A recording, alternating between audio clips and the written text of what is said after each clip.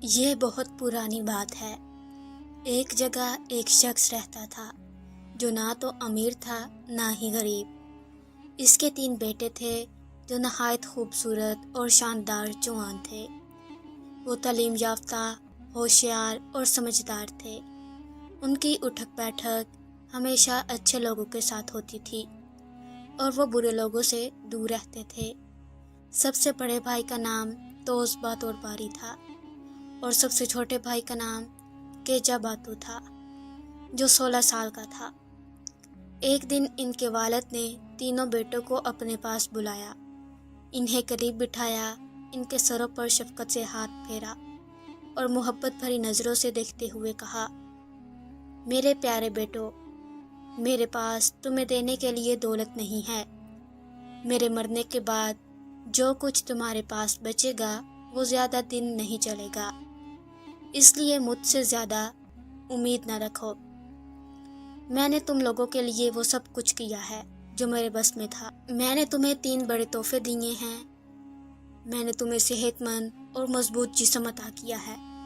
میں نے تمہیں ہتھیاروں کے استعمال کا ہنر سکھایا ہے اور تم بہترین سپاہی بن چکے ہو۔ میں نے تمہیں بہادری کا سبق دیا ہے اور اب تم نڈر اور جری انسان ہو۔ اب میری 3 نصیحتیں سنو اور ہمیشہ یاد رکھو۔ ہمیشہ ایماندار رہو، اس سے تم زندگی میں پریشانیوں سے بچو گے۔ فضول شور و غل نہ کرو ورنہ تمہیں شرمندگی اٹھانی پڑے گی۔ محنت کو اپنا شعار بنا لو، اس سے تم خوشحال اور پرسکون زندگی گزارو گے۔ باقی معاملات تم خود سنبھالنا۔ میں نے تمہارے لیے 3 گھوڑے تیار کیے ہیں، ایک کالا، ایک بھورا اور ایک خاکی رنگ کا۔ ساتھ ہی تمہارے تھیلوں میں 1 ہفتے کے لیے کافی خوراک بھی رکھ دی ہے تاکہ تمہارے سفر میں آسانی ہو۔ اب تم لوگ سفر پر روانہ ہو جاؤ، دنیا دیکھو اور تجربہ حاصل کرو۔ دنیا کو جانے بغیر انسان مکمل نہیں بن سکتا۔ اپنی قسمت آزماؤ اور جو کچھ حاصل کر سکتے ہو وہ حاصل کرو۔ یہ کہہ کر باپ ان سے رخصت ہوا۔ تینوں بھائیوں نے سفر کی تیاری شروع کر دی۔ اگلی صبح پو پھوٹتے ہی وہ گھوڑوں پر سوار ہو کر روانہ ہو گئے۔ وہ بغیر رکے سارا دن سفر کرتے رہے اور اپنے گھر سے بہت دور نکل گئے۔ جب شام ہوئی اور اندھیرا چھانے لگا تو وہ ایک جگہ رک گئے تاکہ رات گزار سکیں۔ گھوڑوں سے اتر کر انہوں نے کھانا کھایا اور سونے کی تیاری کی۔ چونکہ وہ جگہ ویران اور سنسان تھی، انہوں نے فیصلہ کیا کہ تینوں ایک ساتھ نہیں سوئیں گے۔ انہوں نے رات کو 3 حصوں میں تقسیم کر لیا اور باری باری پہرا دینے کا ارادہ کیا۔ سب سے پہلے بڑا بھائی توس باتور باری نے پہرا دینے لگا۔ دوسرے بھائی آرام سے سو گئے۔ توس باتور باری اپنی تلوار کے ساتھ بیٹھا ادھر ادھر نظریں دوڑاتا رہا اور اپنے بھائیوں کی حفاظت کرتا رہا۔ رات پرسکون اور چاندنی سے روشن تھی، ہر طرف خاموشی کا راج تھا، مگر اچانک دور سے شور سنائی دیا۔ توس باتور فوراً چوکنا ہو گیا اور تلوار سنبھال کر تیار کھڑا ہو گیا۔ جس مقام پر وہ رکے تھے اس سے کچھ ہی فاصلے پر ایک گھنا جنگل تھا۔ اسی جنگل میں ایک شیر اپنی کوہ میں آرام کر رہا تھا، لیکن اب وہ حرکت میں آ چکا تھا۔ بھوک کی وجہ سے شیر اپنی کوہ سے باہر نکل آیا اور میدان کی طرف بڑھنے لگا۔ جب شیر توس باتور کے سامنے آیا تو وہ بالکل بھی نہ گھبرایا، کیونکہ اسے اپنی بہادری پر پورا یقین تھا۔ اسے صرف اس بات کی فکر تھی کہ کہیں اس کے بھائیوں کی نیند خراب نہ ہو جائے، اس لیے وہ شیر کو میدان کی طرف لے جانے کے لیے آگے بڑھا۔ شیر اس کے پیچھے آیا تو توس باتور نے پلٹ کر تلوار سے وار کیا اور شیر کے دائیں پنجے کو زخمی کر دیا۔ زخمی شیر دھاڑتا ہوا اس پر حملہ آور ہوا، مگر توس باتور ہوشیاری سے ایک طرف بٹ گیا اور بائیں پنجے پر زور سے تلوار چلائی۔ شیر نے دوبارہ اپنی پوری طاقت سے حملہ کیا، لیکن توس باتور نے موقع پا کر اس کے سر پر تیز وار کیا، جس سے شیر وہیں ڈھیر ہو کر مر گیا۔ شیر کو مارنے کے بعد تو اس بطور نے اس کی خال سے ایک پٹا کاٹا اور اسے اپنی کمر کے گرد باندھ لیا۔ پھر وہ واپس اپنے بھائیوں کے پاس آیا اور اس طرح بیٹھ گیا جیسے کچھ ہوا ہی نہ ہو۔ تھوڑی ہی دیر بعد اس کا پہرا ختم ہوا اور وہ بھی آرام سے لیٹ گیا۔ اب پہرا دینے کی باری دوسرے بھائی کی آئی، بطور باری، مگر اس کے دورانیے میں کوئی مسئلہ پیش نہ آیا۔ یوں پہلی رات خیریت سے گزر گئی۔ صبح کے وقت تینوں بھائی گھوڑوں پر سوار ہو کر اپنے سفر پر روانہ ہو گئے۔ وہ دیر تک چلتے رہے اور ایک لمبا سفر طے کیا۔ شام کے وقت وہ ایک پہاڑ کے قریب پہنچے جہاں ایک بڑا درخت تھا اور اس کے نیچے ایک چشمہ بہہ رہا تھا۔ انہوں نے طے کیا کہ رات وہیں گزاریں گے۔ چشمے کے پاس ایک غار تھا جس میں سانپوں کا بادشاہ ادر سلطان رہتا تھا، مگر بھائیوں کو اس کے بارے میں کچھ معلوم نہ تھا۔ انہوں نے پہلے اپنے گھوڑوں کو پانی پلایا، پھر درخت سے باندھ کر ان کی صفائی اور مالش کی، چارہ ڈالا اور خود کھانے بیٹھ گئے۔ کھانے کے بعد انہوں نے فیصلہ کیا کہ پچھلی رات کی طرح آج بھی باری باری پہرا دیں گے۔ اس طرح بڑا اور چھوٹا بھائی سو گئے اور پہرا دینے کی ذمہ داری درمیانے بھائی نگے باتور نے سنبھال لی۔ اس کی باری میں کوئی خاص واقعہ پیش نہ آیا۔ پھر درمیانے بھائی تنشا باتور کی باری آئی۔ چاندنی رات تھی، ہر طرف خاموشی اور سکون چھایا ہوا تھا۔ اچانک ایک شور نے اس خاموشی کو توڑ دیا۔ کچھ دیر بعد ایک غار سے ازر سلطان سانپوں کا بادشاہ نمودار ہوا۔ وہ اپنا لمبا سا سر بلند کیے، اپنا بھاری جسم گھسیٹتا ہوا اور گہری سانسیں لیتا ہوا چشمے کی طرف بڑھ رہا تھا۔ تنشا بطور نے بالکل بھی خوف کا مظاہرہ نہ کیا۔ اس نے سوچا کہ کہیں اس کے بھائیوں کی نیند خراب نہ ہو، اس لیے وہ چپکے سے چشمے کے پار کھلے میدان کی طرف دوڑ گیا۔ سانپ نے جیسے ہی انسان کی بو محسوس کی، اس کا پیچھا شروع کر دیا۔ کچھ فاصلے پر پہنچ کر تنشا بطور رک گیا اور تلوار سے سانپ کی دم پر زوردار وار کیا۔ اس کے وار سے سانپ زمین پر تڑپنے لگا، لیکن تنشا بطور نے ایک اور وار کیا جس سے سانپ شدید زخمی ہو گیا۔ تیسرے وار میں اس نے سانپ کو مار ڈالا۔ اس کے بعد تنشا بطور نے سانپ کی کھال کا ایک ٹکڑا کاٹا اور اسے اپنی کمر کے گرد باندھ لیا۔ پھر واپس اپنی جگہ آ کر ایسے بیٹھ گیا جیسے کچھ ہوا ہی نہ ہو۔ جب اس کی پہرہ داری ختم ہوئی تو چھوٹے بھائی کیجا بطور کی باری آئی۔ اس کی بھاری بھی سکون سے گزر گئی اور اس طرح دوسری رات بھی خیریت سے مکمل ہوئی۔ تیسرے دن کی شروعات ہوئی۔ انہوں نے آگ جلا لی، کھانا کھایا اور پھر دو بھائی سو گئے، جبکہ سب سے بڑے بھائی نے پہرا دینا شروع کیا۔ اس کے بعد درمیانے بھائی نے پہرا دیا اور آخر میں کیجا باتور کی باری آئی۔ کیجا باتور چوکنا بیٹھا تھا۔ اندھیرا اتنا گہرا تھا کہ کچھ بھی دکھائی نہیں دے رہا تھا، لیکن وہ کان کھول کر سب کچھ سنتا رہا۔ کبھی کبھار وہ آنکھیں کھول کر ادھر ادھر دیکھتا اور پھر بند کر لیتا۔ ایک مرتبہ جب اس نے آنکھیں کھولی تو دیکھا کہ آگ بجھ چکی ہے۔ یہ دیکھ کر اسے لگا کہ آگ دوبارہ جلانی چاہیے۔ اس نے ارد گرد نظر دوڑائی، لیکن کہیں بھی روشنی دکھائی نہ دی۔ اچانک اس کی نظر دور ایک چراغ پر پڑی جو ہلکی روشنی دے رہا تھا۔ وہ فوراً گھوڑے پر سوار ہوا اور چراغ کی جانب روانہ ہو گیا۔ وہ کافی دیر تک چلتا رہا اور بالآخر ایک تنہا مکان تک جا پہنچا۔ وہ گھوڑے سے اترا اور آہستہ آہستہ پنجوں کے بل چلتا ہوا کھڑکی کے قریب پہنچا۔ اندر جھانک کر دیکھا تو کمرے میں روشنی تھی۔ کمرے کے بیچ میں چولہے پر دیگ چڑھی ہوئی تھی جس میں کھانا پک رہا تھا، اور اس کے ارد گرد کوئی 20 آدمی بیٹھے آپس میں باتیں کر رہے تھے۔ ان سب کے چہرے خوفناک تھے اور آنکھیں عجیب طریقے سے پھٹی ہوئی تھیں۔ ایسا لگ رہا تھا جیسے یہ لوگ کوئی سازش کر رہے ہوں۔ کیجا باتور نے دل میں سوچا، اگر میں انہیں یہیں چھوڑ کر واپس چلا جاؤں تو یہ کسی ایماندار انسان کا کام نہیں ہوگا۔ مجھے ان کے درمیان رہ کر ان کی چالیں جاننی چاہیے تاکہ موقع پا کر اپنا کام کر سکوں۔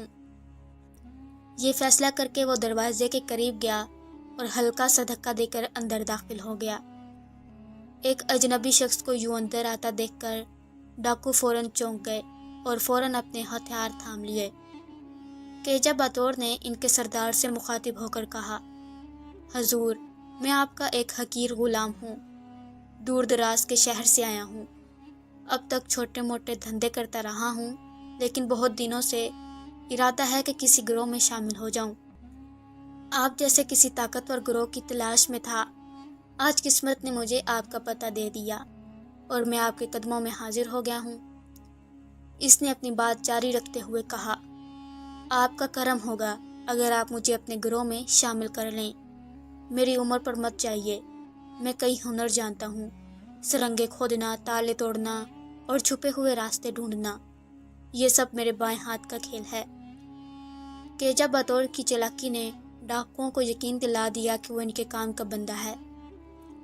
سردار نے باقی لوگوں کی طرف دیکھا اور سر ہلا کر کہا، اچھا، اگر تم واقعی اتنے ہنرمند ہو تو ہم تمہیں اپنے گروہ میں شامل کر لیتے ہیں، لیکن یاد رکھو ہمارے اصول بہت سخت ہیں، دھوکہ دینے کی سزا موت ہے۔ رات گزری اور سب ڈاکو گہری نیند میں سو گئے۔ کیجا بطور نے موقع غنیمت جانا اور چپکے سے دوسرے کمرے کا معائنہ کرنے لگا۔ وہ دبے قدموں چلتا ہوا ایک کمرے میں داخل ہوا۔ یہ کمرہ پہلے کمرے سے زیادہ سجا ہوا تھا۔ دیواروں پر قیمتی قالین، شاندار شبرات لٹکی ہوئی تھیں اور کمرے کے وسط میں ایک نہایت خوبصورت عورت کا مجسمہ رکھا ہوا تھا۔ کیجا بطور حیران ہو کر بولا، یہ عورت کا مجسمہ تو دنیا کے کسی بھی پھول سے زیادہ حسین ہے۔ وہ آہستہ سے اس مجسمے کے قریب گیا اور دیکھا کہ مجسمے کے دائیں ہاتھ کی انگلی میں ایک سونے کی انگوٹھی چمک رہی ہے۔ اس نے نہایت احتیاط سے وہ انگوٹھی اتاری اور اپنی جیب میں رکھ لی۔ اب وہ دوسرے کمرے کی طرف بڑھا۔ یہ کمرہ پہلے کمرے سے بھی زیادہ خوبصورت اور شاندار تھا۔ دیواروں پر قیمتی ہتھیار، چمکتے زیورات اور کئی راز چھپے ہوئے دکھائی دے رہے تھے۔ کیجا بطور نے سوچا، یہ لوگ بہت دولت مند ہیں، لیکن مجھے یہاں مزید رازوں کو سمجھنا ہوگا تاکہ صحیح وقت پر ان کے منصوبے ناکام کر سکوں۔ جب رات کا سناٹا ہر طرف چھا گیا، کیجا بطور تیسرے کمرے کی طرف بڑھا۔ یہ کمرہ پہلے دونوں کمروں سے بھی زیادہ شاندار اور حسین تھا۔ دیواروں پر ہلکے گلابی رنگ کے ریشمی پردے لٹک رہے تھے، جن پر نفیس کڑھائی سے خوبصورت پھول بنے ہوئے تھے۔ کمرے کے وسط میں چاندی کا ایک پلنگ رکھا ہوا تھا، جس پر ایک نہایت حسین لڑکی سو رہی تھی۔ یہ لڑکی اتنی حسین تھی کہ گویا کائنات کا سارا حسن اسی کے گرد سمٹ آیا ہو۔ اس کے ارد گرد 16 کنیزیں نیند میں ڈوبی ہوئی تھیں، جو گویا ستاروں کی مانند اس کی حفاظت کر رہی تھیں۔ ایسا لگتا تھا کہ ستارہ شہر اور زہرا بھی اس کی خوبصورتی کے آگے جھک گئے ہوں۔ کیجا بطور آہستہ آہستہ قدم بڑھاتا ہوا پلنگ کے قریب پہنچا۔ وہ اس قدر احتیاط سے آگے بڑھ رہا تھا کہ کانوں کو بھی ہوا کی خبر نہ ہوئی۔ پلنگ کے قریب جا کر اس نے دیکھا کہ لڑکی کے دائیں کان میں ایک نایاب جوہرات سے جڑی بالی چمک رہی ہے۔ کیجا بطور نے آہستہ سے وہ بالی اتاری اور اپنی جیب میں رکھ لی، اور وہ واپس جانے کے لیے تیار تھا۔ وہ کمرے سے نکلا، باغ کے محل میں پہنچا اور دیواروں کو عبور کر کے باہر نکل آیا۔ گھوڑے پر سوار ہوتے ہی اس نے جلدی سے اپنے اڈے کا رخ کیا۔ جب وہ اپنے اڈے پر پہنچا تو اس کے دونوں بھائی ابھی گہری نیند میں تھے۔ کیجا بطور اپنی جگہ پر بیٹھ گیا اور اپنی تلوار سے کھیلتے ہوئے صبح کا انتظار کرنے لگا۔ رات کا سناٹا آہستہ آہستہ ٹوٹنے لگا اور دنیا پر رات کا سیاہ پردہ اٹھ گیا۔ صبح کی روشنی نے ہر چیز کو روشن کر دیا اور ایک نئے دن کا آغاز ہوا۔ وزیر نے بادشاہ کے سامنے ایک منصوبہ پیش کیا۔ اس نے کہا، ہم تینوں اجنبی بھائیوں کو الگ الگ آزما کر ان کی بہادری اور عقل کا امتحان لیں گے۔ جو بھی اصل بہادر ہوگا وہ خود بخود ثابت ہو جائے گا۔ بادشاہ نے وزیر کی بات سے اتفاق کیا اور حکم دیا کہ فوراً انتظامات کیے جائیں۔ رات ہونے کے بعد تینوں بھائیوں کو الگ الگ کمروں میں لے جایا گیا۔ ان کے کمرے نہایت خوبصورت اور آرام دہ تھے۔ ان کے امتحان کے لیے کچھ خاص تیاریاں کی گئی تھیں۔ سب سے پہلے بڑے بھائی انگس بطور کو آزمایا گیا۔ اس کے کمرے میں ایک بڑی لوہے کی تلوار رکھ دی گئی اور کمرے کی روشنی اچانک بجھا دی گئی۔ ایک پہرہ دار کی آواز آئی، یہاں ایک چھپا ہوا دشمن ہے اور وہ تم پر حملہ کر سکتا ہے۔ اگر تم بہادر ہو تو اپنی حفاظت کرو۔ انگس باتور نے فوراً تلوار اٹھائی اور اندھیرے میں دشمن کو تلاش کرنے لگا، لیکن جب کچھ بھی نہ ملا تو وہ تھک ہار کر واپس بیٹھ گیا۔ وزیر نے یہ سب دیکھا اور بادشاہ سے کہا، یہ شخص محتاط ضرور ہے، لیکن وہ بہادری کی وہ حد نہیں دکھا پایا جو باغ کے واقعے میں ظاہر ہوئی تھی۔ اس کے بعد دوسرے بھائی تونجا باتور کی باری آئی۔ اس کے کمرے میں ایک خوفناک نقلی اسدھا رکھ دیا گیا جو حقیقت سے مشابہ دکھائی دیتا تھا۔ جیسے ہی روشنی بند ہوئی، کمرے میں سرسراہٹ کی آواز گونجی اور وہ نقلی اسدھا حرکت کرنے لگا۔ تونجا باتور نے فوراً تلوار نکالی اور دلیرانہ انداز میں حملہ کر دیا۔ اس نے تب تک وار جاری رکھا جب تک اسدھا بے حرکت نہ ہو گیا۔ وزیر نے یہ منظر دیکھ کر کہا، یہ شخص بے شک بہادر ہے، لیکن اس کا عمل بہت جذباتی ہے۔ یہ شہزادیاں چرانے والے چالاک ہیرو سے مختلف ہو سکتا ہے۔ آخر میں سب سے چھوٹے بھائی کیجا باتور کی آزمایا گیا۔ اس کے کمرے میں قیمتی خزانے رکھے گئے اور مختلف حصوں میں جال بچھائے گئے۔ جیسے ہی روشنی بجھی، ایک خفیہ دروازے سے 2 محافظ نمودار ہوئے اور خزانے کی حفاظت کا ذمہ شروع کیا۔ کیجا باتور نے فوراً حالات کا جائزہ لیا۔ وہ محافظوں سے لڑنے کی بجائے ان کے قریب گیا اور گفتگو شروع کی۔ اس نے کہا، یہ خزانے تو واقعی قیمتی لگتے ہیں، لیکن انہیں یہاں چھوڑنا خطرناک ہے۔ بہتر یہ ہے کہ ان کی حفاظت کے لیے مجھے بھی یہاں تعینات کیا جائے۔ اس کی بات اور چالاکی نے محافظوں کو حیرت میں ڈال دیا اور وہ جال میں پھنسنے کی بجائے مکمل صورتحال پر قابو پا گیا۔ وزیر نے یہ سب دیکھا اور بادشاہ سے کہا، یہی وہ شخص ہے جو بہادری کے ساتھ عقل اور سمجھداری کا استعمال بھی کرتا ہے۔ یہی یقیناً باغ کے واقعے کا اصل ہیرو ہے۔ بادشاہ نے تینوں بھائیوں کو دربار میں بلایا اور ان کے سامنے خزانے اور شہزادیوں کی چوری شدہ چیزیں پیش کی۔